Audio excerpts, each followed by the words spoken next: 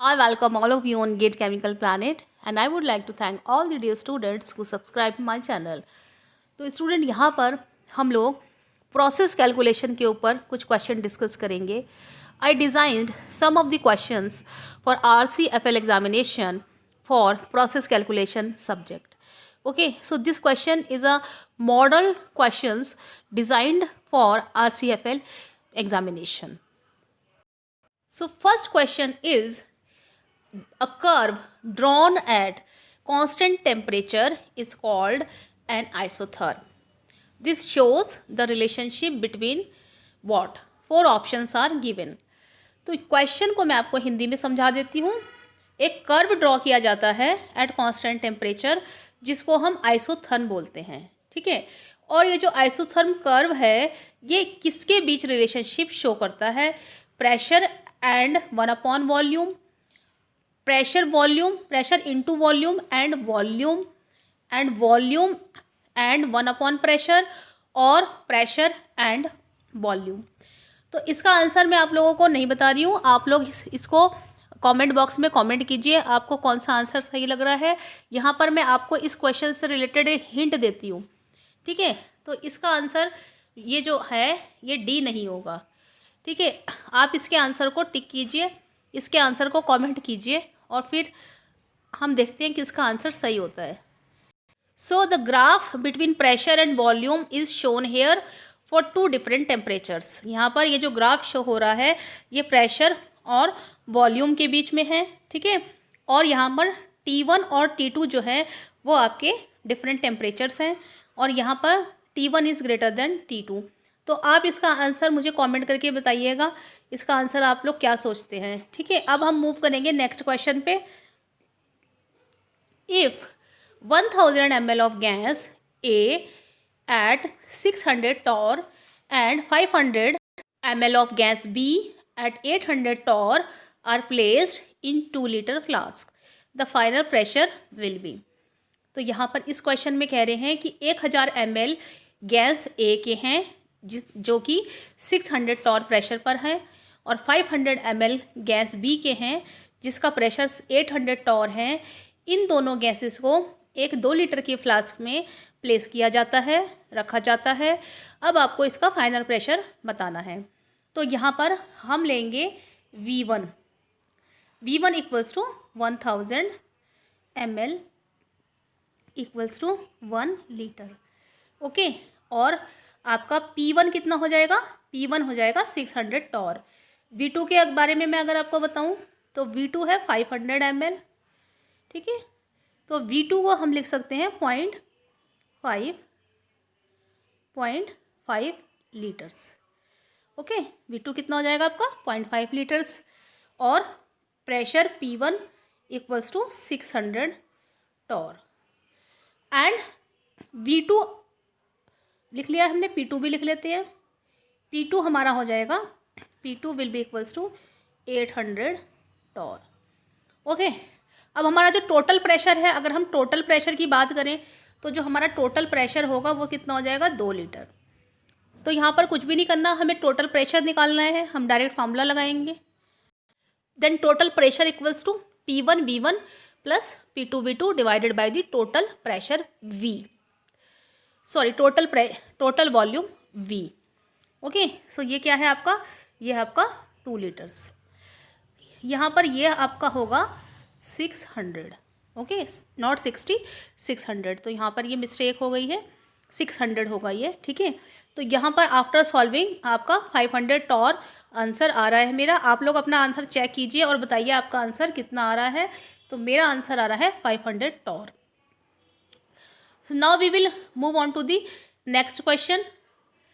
56 grams of nitrogen and 96 grams of oxygen are mixed isothermally at total pressure of 10 atmosphere. The partial pressure of oxygen and nitrogen in atmosphere are respectively. So here आपको क्या क्या चीज़ें दी गई हैं? 56 grams of nitrogen, तो nitrogen का आपको मास दिया गया है. And 96 grams of oxygen, oxygen का भी आपको मास दिया गया है 96 ग्राम्स. इन दोनों को आइसोथर्मली कांस्टेंट टेम्परेचर पर मिक्स किया जाता है और टोटल प्रेशर आपका 10 एटमॉस्फेयर है। आपसे पार्शियल प्रेशर पूछ रहे हैं ऑक्सीजन का और नाइट्रोजन का। तो अगर आपको पार्शियल प्रेशर निकालना है तो आपके पास क्या होना चाहिए, आपके पास होना चाहिए मोल फ्रैक्शन। ठीक है, आपके पास क्या होना चाहिए, मोल फ्रैक्शन, और इनटू आपके पास होना चाहिए टोटल प्रेशर। तो ये आपका फार्मूला बनेगा partial pressure of any gas. First of all, we have to calculate the value of moles of nitrogen and moles of oxygen, and then we will calculate the mole fraction of nitrogen as well as the mole fraction of oxygen. तो हम find out कर लेते हैं। आप लोग मुझे answer बताइएगा कितना आ रहा है। Number of moles of nitrogen equals to आपका n कितना हो जाएगा, n हो जाएगा W/m. It means given mass of nitrogen divided by the molar mass of nitrogen. Nitrogen का मोलर मास 28 होता है, ऑक्सीजन का 32 होता है। तो यहाँ पर हमने दोनों के मोल्स को कैलकुलेट कर लिया है, 2 और 3 मोल्स आ रहे हैं दोनों के। उसके बाद हमें पार्शियल प्रेशर नाइट्रोजन का निकालना है, तो हम मोल फ्रैक्शन निकाल लेंगे नाइट्रोजन का। तो मोल फ्रैक्शन ऑफ फॉर नाइट्रोजन हो जाएगा moles of nitrogen divided by the total moles, और यहाँ पर ये जो P है ये होगा आपका P total. P total is already given, it is given 10। तो यहाँ पर पार्शियल प्रेशर नाइट्रोजन का आ गया है 4 एटमॉस्फेयर। टोटल प्रेशर आप लोगों को दिया हुआ है, तो आपका पास फार्मूला होता था ना P टोटल बराबर partial pressure P1 plus partial pressure P2, ये आपके पास फार्मूला होता था। ठीक है, तो हमने यहाँ पे पार्शियल प्रेशर ऑक्सीजन का डायरेक्टली माइनस करके कैलकुलेट कर सकते हैं। तो यहाँ पर हमने P2 को निकाल लिया 6 atmosphere. So here P2 is coming 6 atmosphere. So the answer is 4 atmosphere and 6 atmosphere. 4 atmosphere and 6 atmosphere. Option A is correct. आप लोग कमेंट बॉक्स में लिखिएगा आपका आंसर क्या आ रहा है। ठीक है, now we will move on to the next question. Deviation from ideal behavior will be more if the gas is subjected to. Deviation from ideal behaviour ज़्यादा होगा, कब होगा, डेविएशन आइडियल बिहेवियर से ज़्यादा कब होगा, if the gas is subjected to low temperature of high pressure, high temperature of low pressure, low temperature of low pressure, high temperature of high pressure. First of all तो हम ये देखेंगे कि जो गैस होती है when it will behave ideally, so a gas will behave ideally at low pressure and high temperature. ठीक है, तो जो गैस होगी वो आइडियली बिहेव कब करती है, eight low pressure and high temperature. तो अगर डेविएशन की बात करें तो डेविएशन सबसे ज़्यादा कब होगा, deviation will be more if there these condition are reversed. अगर ये कंडीशन उल्टी हो जाए, इसका मतलब हाई प्रेशर हो जाए और लो टेम्परेचर हो जाए, तो आपका जो डेविएशन होगा वो ज़्यादा होगा। तो यहाँ पर मैंने आप लोगों के लिए आंसर को लिख दिया है, a gas will behave ideally at low pressure and high temperature, thus the deviation will be more if these condition, if these conditions are reversed. Okay, अगर ये कंडीशन उल्टी हो जाए, यानी कि हमारा क्या हो जाए, हाई प्रेशर हो जाए एंड लो टेम्परेचर हो जाए।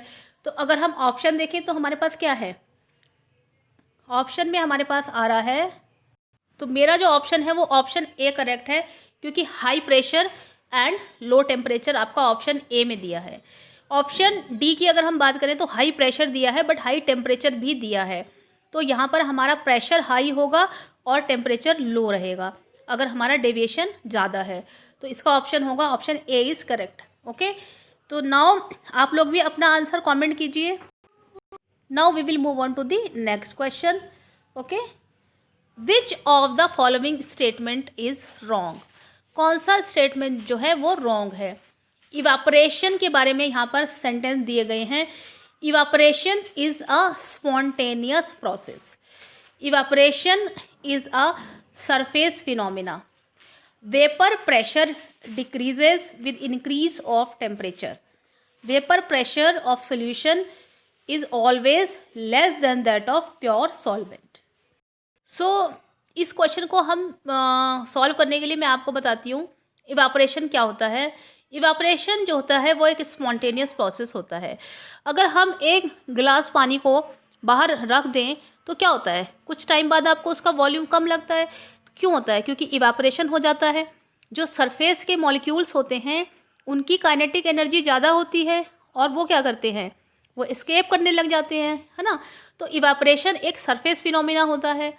ये तो ऑप्शन बिल्कुल सही है। इवापोरेशन एक स्पॉन्टेनियस प्रोसेस है, अपने आप होता है, ये भी एक ऑप्शन सही है। तो ये दो ऑप्शन तो आपके सही हैं, है ना। अगर हम वेपर प्रेशर की बात करें तो वेपर प्रेशर क्या होता है? Vapour pressure actually increases with increase in temperature. Vapour pressure is directly proportional to the temperature. तो यहाँ पर जैसे जैसे वेपर टेम्परेचर इंक्रीज करेगा वेपर प्रेशर भी इंक्रीज करेगा, because vapour pressure actually increases with increase in temperature.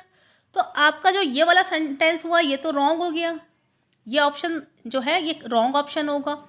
अब हम फोर्थ को देखते हैं। Vapour pressure of a solution is always less than that of the pure solvent. तो ये जो है आपका इवेपोरेशन के केस में ये वाला सेंटेंस भी आपका सही है, क्योंकि जो वेपर प्रेशर होता है सॉल्यूशन का वो हमेशा कम होता है प्योर सॉल्वेंट के प्रेशर से। The vapour pressure of solution is always less than that of pure solvent. Pure solvent का वेपर प्रेशर ज़्यादा होता है as compared to the solution. ठीक है, तो ये जो ऑप्शन डी है ये भी सही ऑप्शन है। ये हमेशा सॉल्यूशन का वेपर प्रेशर कम होगा प्योर सॉल्वेंट के वेपर प्रेशर से। तो आपका थर्ड ऑप्शन जो होगा वो आपका गलत है, क्योंकि वेपर प्रेशर जो होता है डायरेक्टली प्रोपोर्शनल है टेम्परेचर के। Vapour pressure decreases with increase of temperature, ये स्टेटमेंट गलत है। आप लोग अपना ऑप्शन कमेंट बॉक्स में कमेंट कीजिए, आप लोगों के कंसेप्ट क्लियर होंगे। इस तरह से आप अपने आप से अगर क्वेश्चन को लगाते हैं।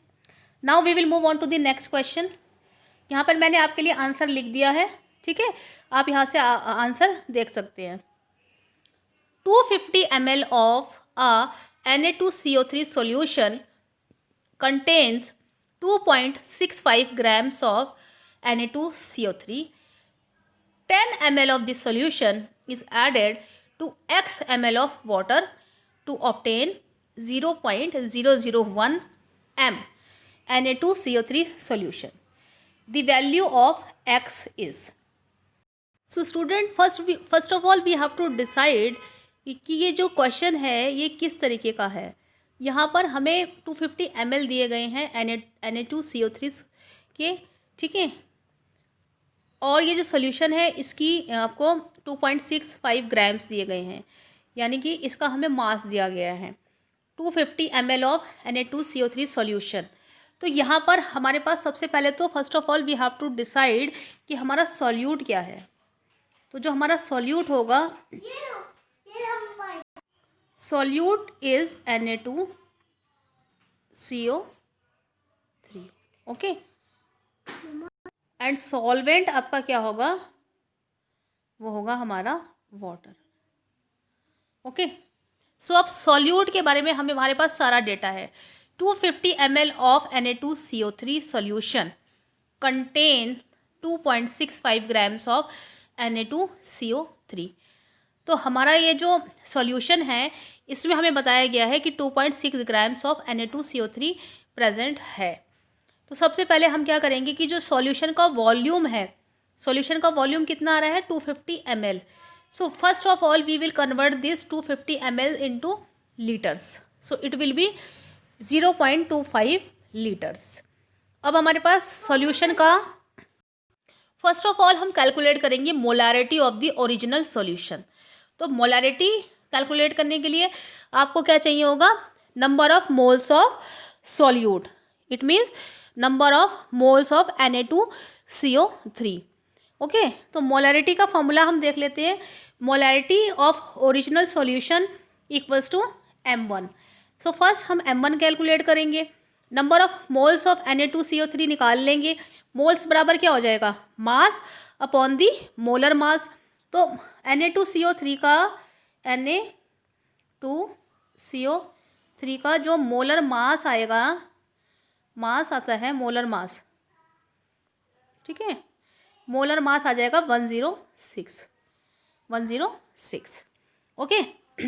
तो यहाँ पर आपको मास दिया गया है 2.65 और वो ग्राम्स में दिया हुआ है। तो आपने क्या किया, 106 से उसे डिवाइड कर दिया तो नंबर ऑफ मोल्स आ गए। अब हमने सॉल्यूशन के वॉल्यूम को ऑलरेडी कन्वर्ट कर लिया था लीटर्स में, तो हमने मोलारिटी का फॉर्मूला लगाया और ओरिजिनल सॉल्यूशन की molarity we will calculated. Okay. तो यहाँ पर हमारे पास मोलारिटी इज़ कमिंग 0.1। ये तो हमारे पास ओरिजिनल सॉल्यूशन की मोलारिटी आ गई, ठीक है। एक बात का आप लोग ध्यान रखिएगा, जब भी आप क्वेश्चन में मोलारिटी निकालते हैं तो वहाँ पर आप ग्राम मोल्स ऑफ सॉल्यूट निकालते हैं। तो यानी कि जब भी आप मास रखोगे सॉल्यूट का तो आप उसको ग्राम में ही रखना, ठीक है। ग्राम में रखने से आपके पास जो मोल्स आएंगे सॉल्यूट के वो ग्राम मोल्स आते हैं, और मोलारिटी जब हम डिफाइन करते हैं तो ग्राम मोल्स ऑफ सॉल्यूट लेते हैं per unit volume of solution in litres. ये होती है मोलारिटी की डेफिनेशन, करेक्ट डेफिनेशन। तो यहाँ पर मोलारिटी हमारे पास आ गई है सॉल्यूशन की। अब हमने क्या किया था क्वेश्चन में, हमने किया था कि हमने इसी के 10 ml ऑफ दिस सॉल्यूशन, अब जो ये सॉल्यूशन है हमारा ओरिजिनल सॉल्यूशन है, इसके 10 ml जो है वो ऐड किए गए हैं x ml ऑफ वाटर में। ओके। तो जो हमारा नया सॉल्यूशन बनेगा उसका जो वॉल्यूम होगा वो होगा 10 ml plus x ml। Okay, क्योंकि हमने x ml वाटर भी इसमें डाला है। और हमारी जो मोलारिटी आ रही है जो दूसरे सॉल्यूशन की वो आ रही है 0.001। ओके, 0.001 कैपिटल M यानी कि M मोलारिटी। तो यहाँ पर हम दोनों सॉल्यूशन के जो है M1V1 इक्वल्स टू M2V2 हम लगाएंगे। तो फर्स्ट वाले ये आपका ओरिजिनल सॉल्यूशन है और ये आपने जो 10 ml ऐड किए हैं x ml ऑफ वाटर में वो वाला सॉल्यूशन है। तो दोनों का आपको मोलारिटी पता है, वॉल्यूम आपको पता है, तो आपके पास वो x वॉल्यूम आ जाएगा जो आपने वाटर का ऐड किया था। तो आपको ये बताना था क्वेश्चन में कि x ml ऑफ वाटर और ये जो वैल्यू है x की ये कितनी आ रही है।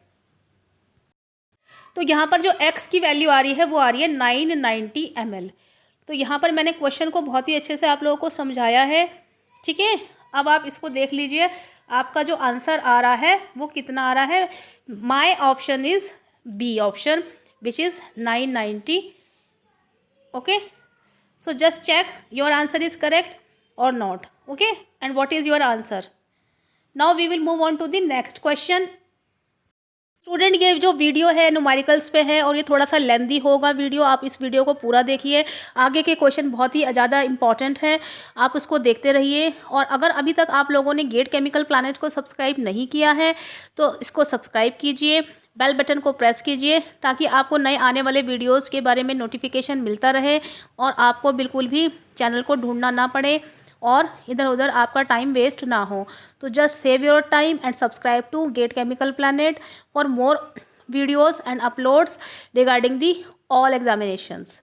Okay, so here we will start next question. The vapor pressure at pure benzene, here it is not at, it is off. The vapor pressure of pure benzene at 88 degree Celsius is 957 mm and that of toluene at the same temperature is 379.5 mm. The composition of this mixture boiling at 88 degree Celsius will be। तो question जो है उसे बहुत ही ध्यान से पढ़िए आप लोग।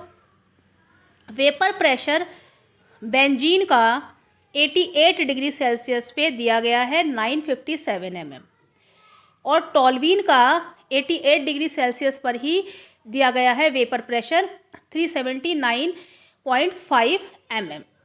अब पूछ रहे हैं the composition of this mixture. अब ये जो मिक्सचर है आपका बेंजीन और टॉल्वीन का, इसका कॉम्पोजिशन पूछा गया है। The composition of this mixture boiling at 88 degree Celsius will be. तो यहाँ पर बेंजीन और टॉल्वीन दोनों का ही कॉम्पोजिशन पूछा गया है। हेलो, थोड़ी देर के लिए आवाज़ बंद हो गई थी। तो यहाँ पर मैं आप लोगों को बताना चाहूँगी इस क्वेश्चन में कि यहाँ पर आप लोगों को एक फार्मूला होता है P total. P total equals to आपका क्या हो जाएगा, partial pressure of benzene into the X B, okay, mole fraction of benzene plus the partial pressure of the toluene, partial pressure of toluene into the mole fraction of the toluene, okay. और जो ये partial pressure की बात की है ये pure component के लिए बात हो रही है, ये प्योर कंपोनेंट के लिए बात हो रही है, इसलिए मैंने यहाँ पे नॉट लगाया है, ठीक है। तो मैं यहाँ पे ये वाला फॉर्मूला आप लोगों को लिख के बताती हूँ, ठीक है। P equals to total pressure, total pressure equals to P B not. P B not आपका क्या होगा, बेंजीन का जो होगा आपका पार्शियल प्रेशर होगा, ठीक है। और यहाँ पर इट इज़ एक्स बी जो होगा वो मोल फ्रैक्शन होगा बेंजीन का। इसी तरह से टॉल्यूइन का पार्शियल प्रेशर होगा और टॉल्यूइन का मोल फ्रैक्शन। तो this is the formula we are using at boiling. Boiling पे क्या होगा, जब बॉइलिंग होगी तो आपका जो प्रेशर होगा वो हो जाएगा 1 atmosphere and it is equals to 760 mm of Hg. Now in question, the values of partial pressure of benzene and toluenes are given 957 and 379.5. Okay, and we can also write the mole fraction of benzene plus the mole fraction of toluene equals to 1. Okay, so toluene के लिए हम क्या लिख सकते हैं, toluene के लिए हम 1 माइनस एक्स भी यहाँ पे पुट कर सकते हैं।